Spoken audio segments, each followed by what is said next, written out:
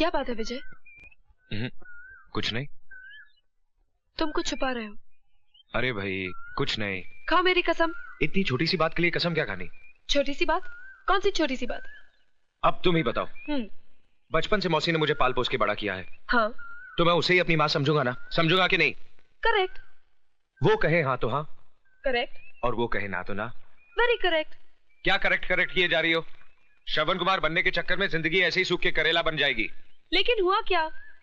होना क्या है? सुबह सुबह उठा, नहाया धोया। क्या किया? नहाया धोया। फिर पूजा के लिए बैठा। क्या किया? पूजा के लिए बैठा। फिर मैंने अपनी आंखें बंद कर ली। जैसे ही आंखें बंद की, मौसी का चेहरा उभर आया। मौसी बिस्तर पे लेटी आखिरी सांसें ले रही थी। मैंने कहा मौसी, मौसी। मौसी ने मुझे अपने पास बुलाया और कहा एक वादा कर। क्या कर? वादा कर। तो मैंने वादा कर दिया। क्या कर दिया? वादा कर दिया। अब पूछो कैसा वादा? कैसा वादा? शादी का। किससे? न्यायमूर्ति की बेटी से। तो फिर मेरे साथ क्या कर रहे हो? भुट्टा खा रहा हूं। तो जाओ जाकर उसी की भट्टी में भुनकर खाओ। किसकी? वो ही न्याय अन्यायमूर्ति की बेटी की। अरे भाई, न्यायमूर्ति हिंदी में जज को कहते हैं।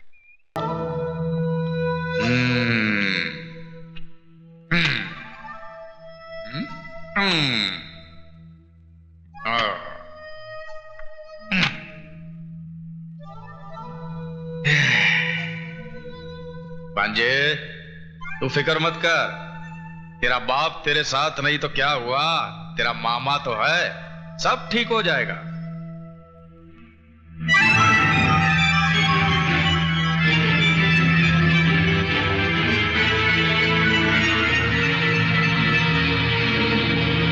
क्या खाक ठीक होगा मामा? ये तस्वीरें नहीं देख रहे आप? देख भी रहा हूं और समझ भी रहा हूं भांजे। भांजे, दुनिया में सिर्फ 3 ही मामा खतरनाक साबित हुए हैं। एक कंस मामा, दूसरा शकुनी मामा और तीसरा ये जगत मामा। अब भांजे, तू मामा की चाल देख कि कैसे ये तस्वीर के साथ साथ रिश्ते के भी टुकड़े होते हैं। जज साहब, आज तो आप कमाल पे कमाल किए जा रहे हैं। आज आपका हर स्ट्रोक ऐसा गजब का पड़ रहा है कि सारे बॉलों को उड़ाते फिर भी आपका बॉल सीधा पॉकेट में जा रहा है। अरे सक्सेना साहब, अमरनाथ जी सिर्फ खेल में ही नहीं, सोसाइटी में भी ऐसे ऐसे स्ट्रोक्स लगाते हैं कि बड़ी बड़ी हस्तियां इनके पॉकेट में रहने लगी है। अच्छा, ऐसी कौन सी बड़ी हस्ती है, जरा हमें भी तो पता चले। मामा जी शायद ओबेराय साहब और अपने भांजे राजा की ओर इशारा कर रहे हैं, जिनके साथ जज साहब की बेटी का रिश्ता तय हुआ है। ओ कपूर, क्या तुम जज साहब को अपने स्टैंडर्ड का समझते हो? हैं? अरे भाई, इनका दिमाग हमारे दिमाग से 100 साल आगे है। इनकी बेटी की शादी मेरे भांजे राजा के साथ नहीं, विजय कुमार के साथ तय हुई है। विजय कुमार?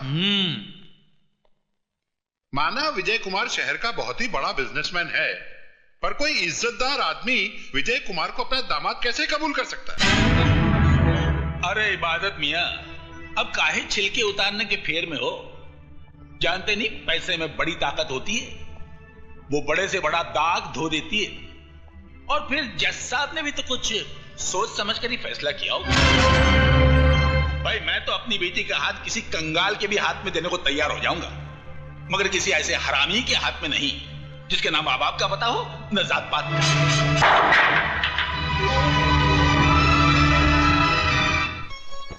घनश्याम दास जी, ये साड़ियां आप एक तरफ रख दीजिए। ठीक है सर। और नाना भाई जी, आप इन ज्वेलरीज का बिल ऑफिस भिजवा दीजिए। विजय, दूध तो पी ले बेटा, सुबह से कुछ खाया पिया नहीं है। रुको ना मौसी, खाने पीने के लिए सारी जिंदगी पड़ी है। ये हार हटा दीजिए, ये इतना भारी है कि मेरी मधु की गर्दन लचक जाएगी। बेटा पहले दूध तो। हे भगवान, दूध गिर गया। तो क्या हुआ? आसमान थोड़ा ही टूट पड़ा है। ये अपशकुन है बेटा। अरे मौसी, 20वीं सदी में रहकर तुम 13वीं सदी की बात करती हो। नाना भाई जी, मैं कपड़े बदल कर आता हूं।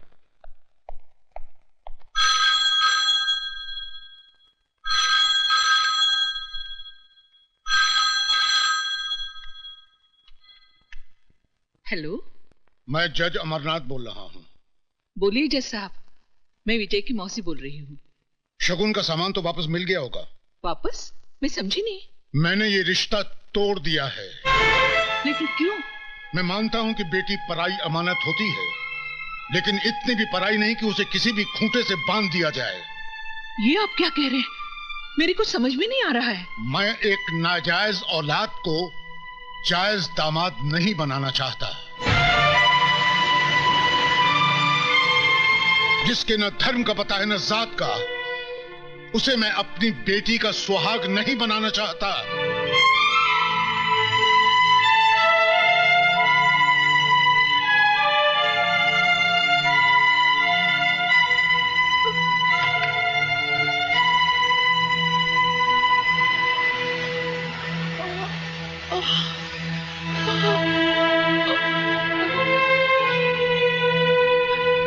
मौसी जी, ये साड़ियाँ कहाँ रख दूं? बाहर कचरे के डिब्बे में। जी? तुमने सुना नहीं? ये सब उठा के ले जाओ यहाँ से, फेंक दो इन्हें घर से बाहर। मौसी, ये क्या कह रही हो तुम?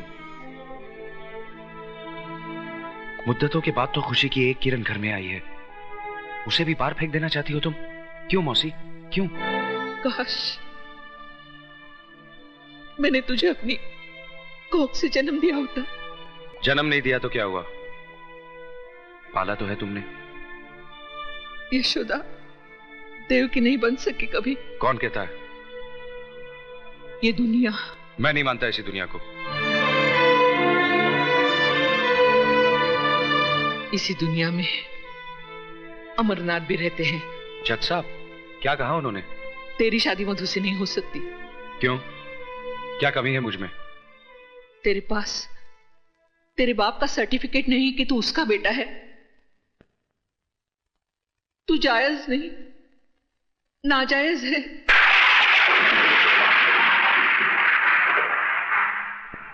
तू हरामी है।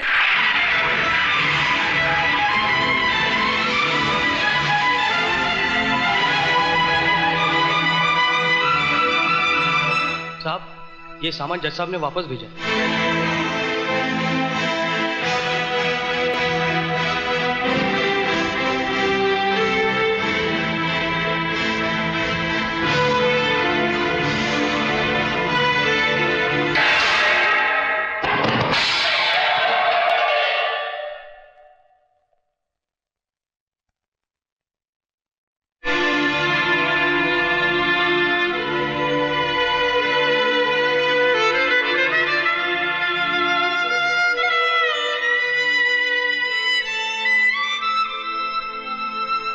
क्या सोच रहा है? सोच रहा हूं इस दूध की तरह मेरी मां की छाती से दूध का एक कतरा जमीन पे न गिरकर मेरे मुंह में गिर गया होता तो आज मुझे कोई हरामी न कहता, नाजायज न कहता। बाकी दूध का गिरना अपशगुन होता है, बहुत बड़ा अपशगुन। बहन जी, आपने मेरी बेटी का रिश्ता मंजूर करके मेरी इज्जत रख ली। आपका यह एहसान मैं जिंदगी भर नहीं भूलूंगा। नमस्ते।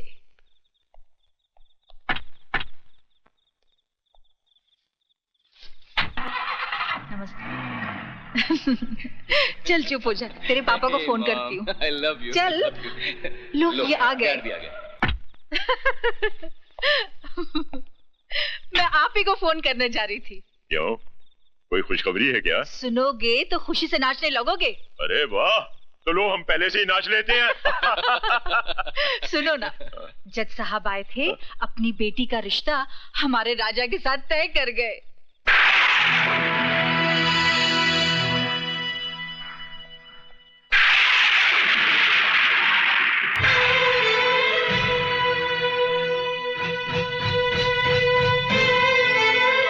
क्यों आई है यहाँ?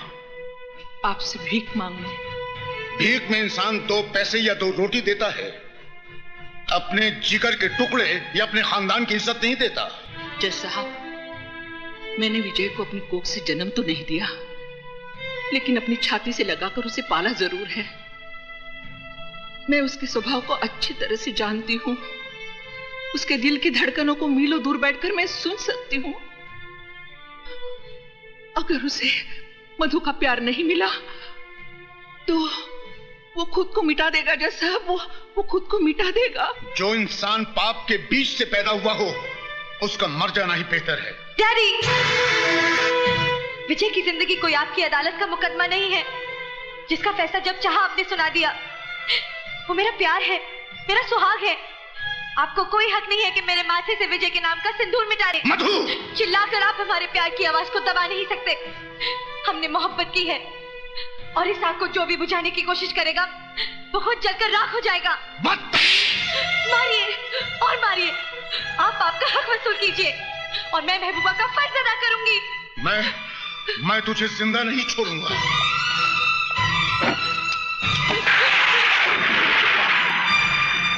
रुक क्यों गए जज साहब? चलाइए गोली। मेरी जिंदगी तो मेरे बेटे के काम नहीं आई, शायद मेरी मौत ही उसके लिए वरदान बन जाए। Get out from here! जा रही हूं जज साहब, लेकिन एक बात याद रखिए, इन मोटी मोटी किताबों से आदमी इंसान नहीं बन पाता। इंसान बनने के लिए उसे दुनिया की भट्टी में तपना पड़ता है। आप तो इंसान भी नहीं बन पाए, फिर आपको जज किसने बना दिया?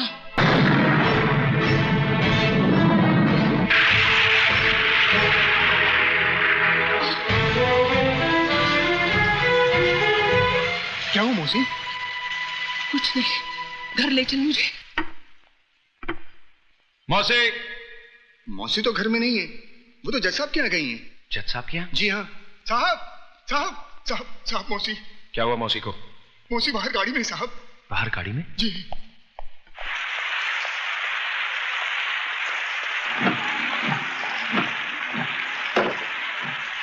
आखिर वही किया ना तुमने जो मैं नहीं चाहता था। टेक दिया ना उस मगरूर जज के कदमों में अपना माथा, जिसने हमारी पगड़ी को ठोकर मारकर उछाला था। क्या मिला तुम्हें ये सब करके? बस एक तुम ही थी इस दुनिया में जिसने मुझे अपनाया, छाती से लगाकर पाला, सर उठाकर जीना सिखाया। और आज तुम भी इस बेरहम दुनिया की तरह मुझे एहसास दिलाना चाहती हो कि मैं एक गटर का कीड़ा हूं, मेरा कोई वजूद नहीं। तुम चाहे मेरी जान ले लो, लेकिन मौत से बदतर जिंदगी मत दो। मेरी जिंदगी तो पहले ही बोझ बन चुकी है, तुम मेरे प्यार को भी बोझ बना देना चाहती हो। क्या समझती हो कि मैं मधु के बगैर जी नहीं सकता? अरे जब मैं उस मां के बगैर जी सकता हूं जिसने मुझे अपने पेट से निकालकर कटर में फेंक दिया, तो मधु क्या चीज है? जवाब दो मौसी, मैं तुमसे कुछ पूछ रहा हूं। जवाब दो मौसी। मौसी,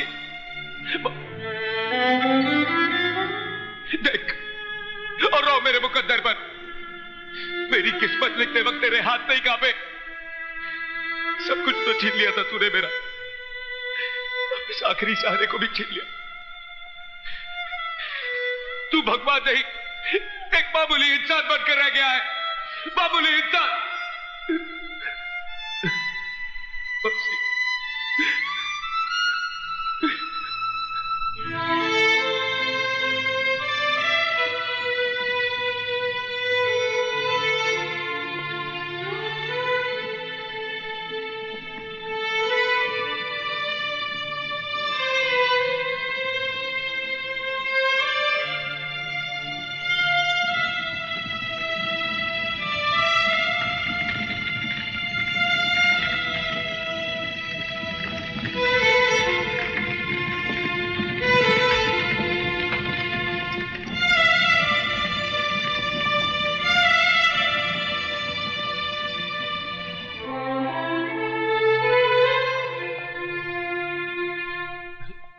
क्या कर रहे हैं आप?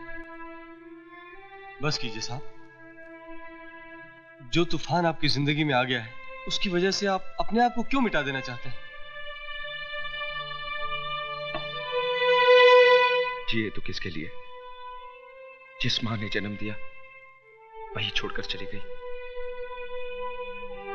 एक मां मिली जिसने अपने आंचल में सारी दुनिया की नजरों से मुझे छुपा लिया। तुम्हारे भगवान ने उसे भी मुझसे छीन लिया। कोई नहीं बचा जिससे मैं प्यार कर सकूं या कोई मुझसे प्यार कर सके। क्यों? मधु जी आपसे प्यार नहीं करती? उसका नाम मेरे नाम के साथ मत जोड़िए। वरना जज साहब के काले कोट पर सफेद धब्बा लग जाएगा। लोग समझेंगे कि एक हरामी के साथ रिश्ता जोड़कर जज साहब को कोड हो गया। जिस तरह हम भूल गए, आप भी भूल जाइए कि इस दुनिया में हमारा कोई है। तो भी तोड़ दो इन चूड़ियों को अपने हाथों से, जिन्हें प्यार की कसमों के साथ तुमने मुझे पहनाई थी। मेरे गले में तो तुम मंगलसूत्र नहीं डाल सके। फांसी का फंदा तो डाल दो, ताकि किसी और की बाहों में जाने से पहले मैं अपने आप को खत्म तो कर दूं। विजय, मैं तुम्हारे बगैर नहीं जी सकती, नहीं जी सकती। कोई किसी के लिए नहीं मरता मेम साहब, सभी जी लेते हैं। मेरी माँ भी मेरे बगैर कहीं जी रही है ना। एक औरत की गलती की सजा तुम दुनिया की तमाम औरतों को देना चाहते हो। विजय, मैं तुमसे तुम्हारी खुशियां नहीं, तुम्हारे गम मांगने आई हूं। मुझे वापस मत भेजना। मैं वो घर छोड़ के आई हूं जिस घर ने तुम्हें वो गम दिए हैं। विजय, मैं जीऊंगी भी तो तुम्हारे साथ और मरूंगी भी तो तुम्हारे साथ। हाँ विजय,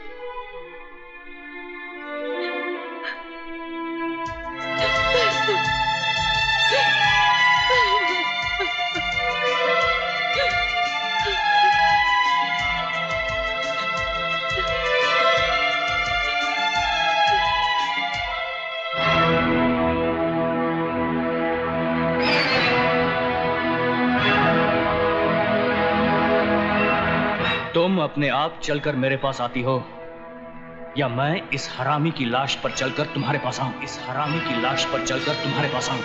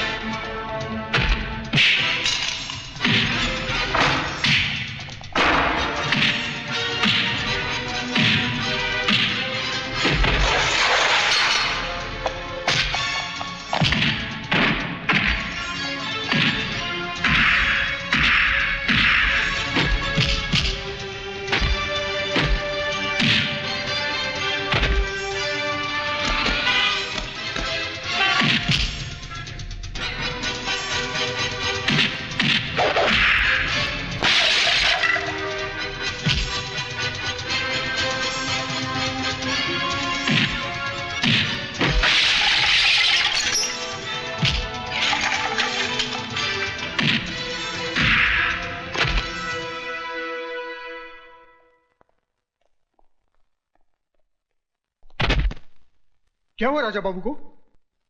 ये होश में आए तो इसे कह देना कि मैंने इसकी जिंदगी को मौत का लिबास इसलिए नहीं पहनाया क्योंकि इस घर में रहने वाले के बहुत से एहसान है मुझ पर। दोबारा अगर इसने मेरे बीते हुए कल में झांकने की कोशिश की तो इसे आने वाला कल देखना नसीब नहीं होगा। राजा, मेरा बेटा राजा, राजा क्या हो गया इसे? ये कुछ बोल क्यों नहीं रहा है? राजा, होश में आओ राजा, डॉक्टर को बुलाओ। राजा, बोल बेटा बोल। देखिए विजय कुमार की हिम्मत, अब तो आपके खून से भी होली खेलने लगा है। नहीं, ऐसा नहीं हो सकता। इसमें जरूर राजा की कोई गलती होगी। विजय कुमार को मैं अच्छी तरह से जानता हूं। आप विजय को कितना जानते हैं आज मैं ये जानकर रहूंगी। मेरे बेटे के खून से बदबू आती है और उस कमीने के पसीने से महक आती है। आज इस बात का फैसला होकर रहेगा। एक बाप अपने बेटे के खून को बहता हुआ देख सकता है मगर मां नहीं। मैं डॉक्टर को फोन करता हूं।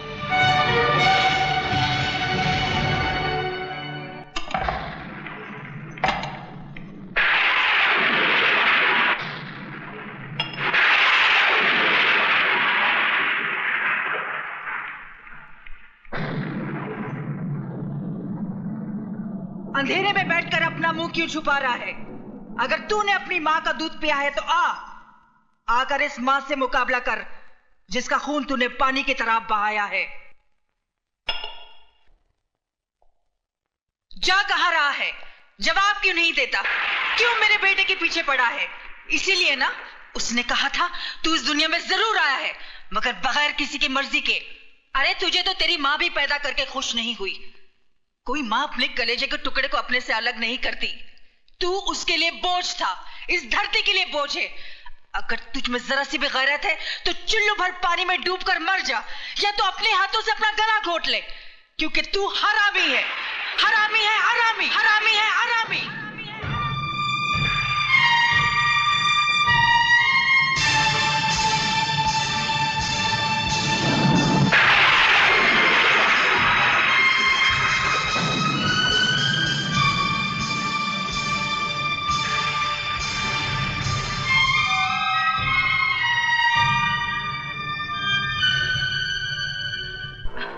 देखो देखो, तुमने मुझसे प्रॉमिस किया है तुम बाइक आस्ते चलाओगे।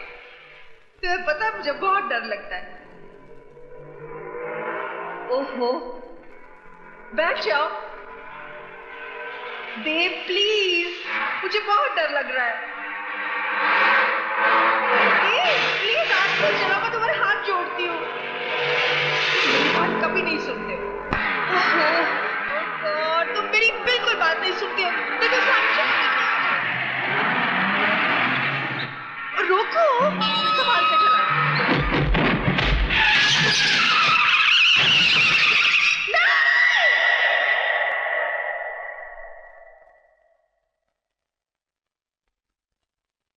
रुक क्यों गई? आगे बढ़िए और घोट दीजिए मेरा गला। सच कहती हैं आप, बिना पाप के नाम की जिंदगी बोझ बन गई है। जिस मां ने मुझे जन्म दिया उसने तो मेरे साथ इंसाफ नहीं किया। आप ही थोड़ी देर के लिए मेरी मां बन जाइए और मुझे अपनी नाजायज औलाद समझकर मेरा गला घोट दीजिए। घोट दीजिए मेरा गला। मेरी मौत आपकी जिंदगी को खूब दुआएं देगी। घोट दीजिए मेरा गला, घोट दीजिए, घोट दीजिए मेरा गला।